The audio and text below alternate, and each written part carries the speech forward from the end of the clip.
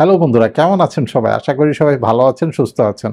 আজকে আপনাদেরকে কিটো ডায়েটের ৪ টা মজার সুবিধার কথা আপনাকে বলব, যেটা সবচেয়ে ইম্পোর্টেন্ট সুবিধা অবশ্যই। এই ৪ টা সুবিধা আপনি জানলে আপনি নিজেও কিন্তু পার্সোনালি এই কিটো ডায়েট করে আপনার ওজন কমানোর জন্য চিন্তা ভাবনা করতে পারেন। কিটো ডায়েটের ১ম যেটা মজার সুবিধা সেটা হচ্ছে গিয়ে ক্ষুধা কমে যায়। আমরা যখন ডায়েট করি আমাদের মানে ১ম যে সমস্যাটা থাকে সেটাই হচ্ছে গিয়ে ক্ষুধা লাগা। আমরা যখন প্রচলিত যে সকল ডায়েট করি সেই ডায়েটে আমরা ক্ষুধার জন্যই মূলত ডায়েটটা ব্যর্থ হয় অধিকাংশ সময়। কিন্তু কিটো ডায়েটে এই একটা সুবিধা আপনি পাবেন যে আপনার সারাদিনে ক্ষুধাই লাগবে না। শুরুতে ১-২ দিন ক্ষুধা লাগবে, যখন আপনার ফ্যাট অ্যাডাপ্টেশন পুরোটা হয়ে যাবে তখন দেখবেন যে আপনার আর খেতেই ইচ্ছা করবে না। সারাদিন না খেয়ে থাকবেন, আপনি ক্ষুধা মুক্ত মানুষ হয়ে যাবেন। দ্বিতীয় যে সুবিধাটা আছে, কিটো ডায়েটে প্রচুর ফ্যাট বার্ন করে। কিটো ডায়েটে ফ্যাট বেশি বার্ন করার কারণটা হচ্ছে কিটো ডায়েট হচ্ছে ফ্যাট ভিত্তিক ডায়েট। এই ডায়েটে আপনি খাবারে ফ্যাটের পরিমাণ বাড়াবেন, তারপরে আপনার পুরো শরীরের জ্বালানিটা ফ্যাটে চলে যাবে। কারণ শর্করাটাকে একদম কম খাওয়ার কারণে এবং ফ্যাট বেশি খাওয়ার কারণে আপনার শরীর জ্বালানি হিসেবে আর শর্করাকে পায় না, তখন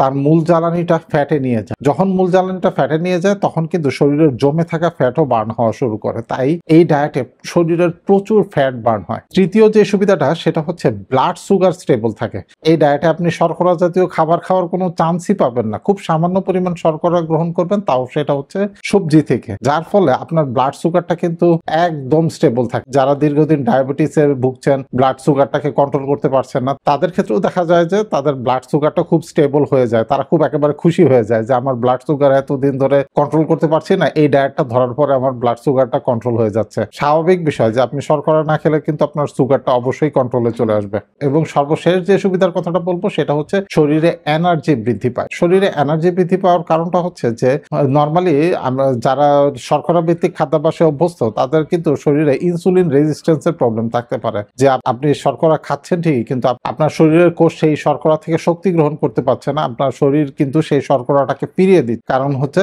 আপনার শরীরে পর্যাপ্ত পরিমাণ শর্করা আছে, কিন্তু ফ্যাটের বেলায় এটা কখনোই হয় না।